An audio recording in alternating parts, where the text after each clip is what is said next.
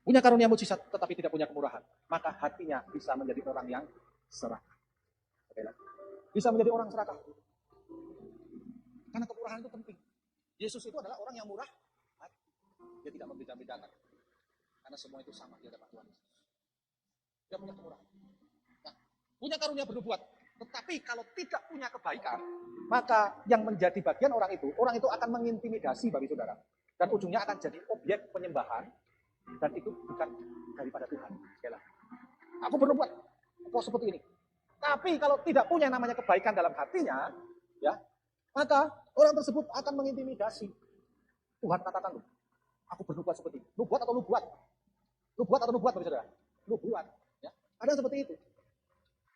Ada beles. Apakah orang ini punya kebaikan? Saudara?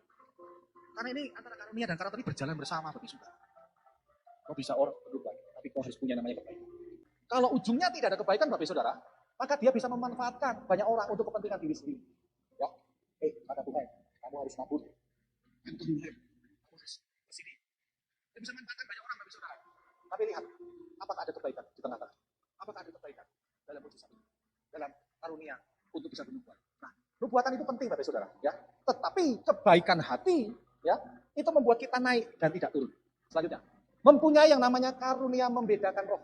Ya, tetapi jika tidak punya yang namanya kesetiaan, maka orang ini akan merasa hebat.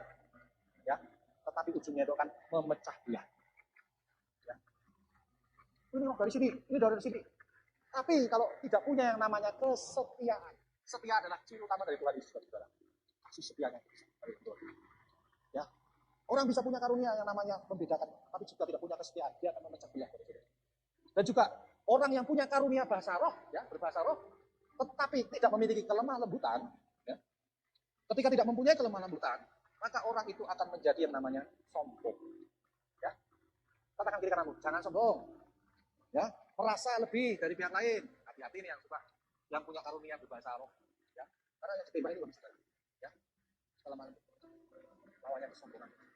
Ya. Nah, selanjutnya, orang yang punya karunia untuk menafsirkan bahasa roh, tetapi tidak bisa menguasai dirinya, tidak punya namanya buah roh, yaitu penguasaan diri, maka itu orang bisa jadi batu sandungan. Ya, kelakuannya, tindakannya tidak mencerminkan Tuhan Yesus dalam kehidupannya. Kenapa kita belajar ini? Karunia itu penting, tapi karakter terlebih penting.